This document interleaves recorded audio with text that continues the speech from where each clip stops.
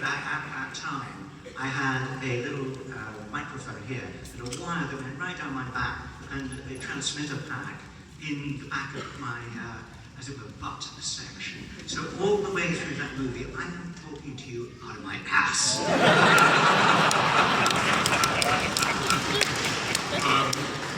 We're going to move ahead to, Star Wars comes out, it's a huge success. A year later, you're approached about doing another one. I think it's common knowledge that the entire cast, and indeed most of the crew, thought that this weird space film was too weird to ever hit a screen. Nobody understood in England, because most of it was shot in England, obviously in the desert in Tunisia, but Elstree Studios is where it happened. The crew didn't understand George's approach, and the atmosphere was not great. It was heavily unionized at the time. They would cut takes, they would ring the bells, and we had to go home. Even though there was like one more line to say, it wasn't a comfortable shoot. Also, we had the hottest summer in history in England. The roads were melting, there was no water. I was in the studio with incandescent lights churning out heat.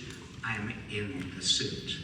I was like microwaved every day. And all the time people are coming up to Carrie and Mark and Harrison, primping them and doing their hair. And I was just dissolving in sweat, literally down to my little booties. So, and more painfully, I will say, because I think when the film opened, I was completely negated. I had no publicity. They gave out that the robot was mechanical, that I had no, if you look at the credits, my name kind of whizzes past. I wasn't allowed to exist. So for the second time, I'd lost my humanity. Once during filming, and now perpetually, for months and months, everybody wanted to talk about Star Wars. I wanted to talk about anything but. It was a very, very painful time, and rude and cruel. I might as well say it. Lucasfilm, 20th Century Fox, they weren't very nice. So when they came to me and said... it was before I arrived there,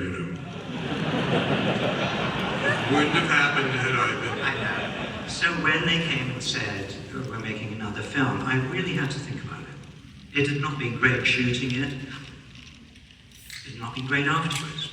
Nobody knew I existed. So they came, and I had to make a decision. And I came to two thoughts. One, it was a job, that I kind of understood some of the parameters. The other was that I had become immensely fond and caring of C3PO. Therefore, I took the job. Was I right? We're very happy that you did. And you got the script and you learned that it was a very different proposition from the first script. So I'd agreed, then I got the script, and then well, not horror, but in the first film, I had spent all those weeks making a relationship with something about as interesting as this, R2-D2. Hey, I'm serious. What I didn't understand, and nobody told me in 6 months of preparation, all this dialogue between 3PO and R2, no, R2 doesn't make any noises. You're going to have to say that. You reply, I was devastated. And on the second day, which is the first scene, I had a monologue with R2. Well, for instance, mine, wait a minute, where are you going?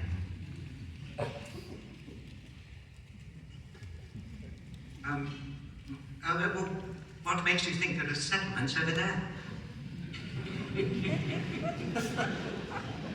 And I said, George, I said to George, no, I was going to put a sounds on later. I was talking, so I said, believe me, it's true. I said, well, could somebody, when I finish my line, could somebody make a noise, like a reply? Could they could you go like, beep or something? Oh, sure. Then we start again. Wait a minute, where are you going? Oh, beep. From then on, I used to do homework writing out what I envisaged for the lines. So instead of R2-D2, You've got Harrison Ford to deal with. Yeah. Sounds more interesting to me. Well, right at the beginning, he had attitude. It's Harrison. And it's Han Solo. So, yes, it became a new and different and a challenge. Because it started in the first film. Because I spotted when we were approaching the Millennium Falcon that Han Solo is doing something, he's wiping his hands. And 3PO and the gang kind of walk up. And then after they've gone, Han Solo just does something like that. So I said to George, and I wrote this line myself, I said, he needs to be triggered to do that, you know, to give that reaction. So I put in, hello, sir. And so that's where it all began. But there we are now with Harrison. It was a terrific dynamic. He's absolutely impatient, and it was theatrically quite right to do that. Well, it did give rise to one of 3PO's best lines and a response from Han Solo that is also very memorable. What would that be, Howard? Well, I'll give you a clue. The Millennium Falcon is being pursued relentlessly by TIE fighters. Imperial Star Destroyer. And an Imperial Star Destroyer, and they decide to go into an asteroid field. And the odds of successfully navigating an asteroid field are approximately 3,720 to 1.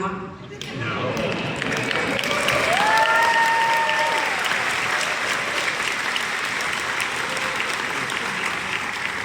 You guys have a rare chance to do dialogue with the actual C3PO. So, can we have the audience deliver Han's line in response? Wait! Nobody said action. You jumped the gun. You could give your line and I'll cue Han.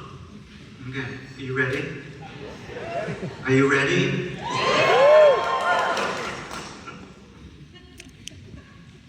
So he's not. Oh, yeah. But sir, the odds of successfully navigating an asteroid field are approximately 3,720 to 1. Han.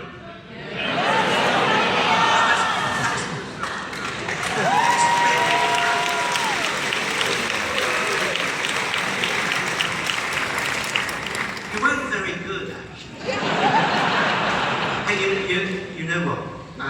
I really don't like audiences talking during movies. Today, I'm going to do a Jedi mind trick. When 3PO says the odds of successfully navigating an asteroid field, you will say Han Solo's line.